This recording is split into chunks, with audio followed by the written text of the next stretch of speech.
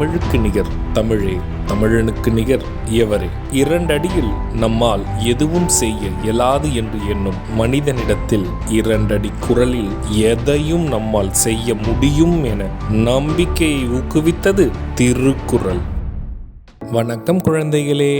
வணக்கம் பகலவன் ஐயா. இன்னைக்கான குறளை நம்ம பார்ப்போமா? ஓ, பார்க்கலாமே. சரி, பாடத்துக்குள்ள போலாம். இன்னைக்கான குறள் அதிகாரம் 80, நட்பு ஆராய்தல். குறள் எண் 799.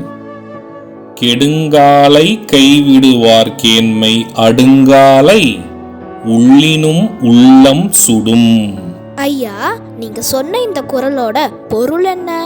இதுக்கான பொருள், துன்பம் வந்த காலத்தில் கைவிட்டு செல்கின்றவர்கள் நட்பை சாகின்ற காலத்தில் நினைத்தால் கூட அது அச்சாவை விட துன்பம் தரும்.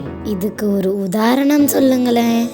இதுக்கான உதாரணம், நம்மை துன்பமான காலத்தில் விட்டு சென்ற நண்பர்களை நம் மரண காலத்தில் நினைத்தால் அது மரண வழியை விட அதிகமான வழியையே தரும். நான் சொன்னது உங்களுக்கு புரிஞ்சுதா தீரன், இலக்கியா?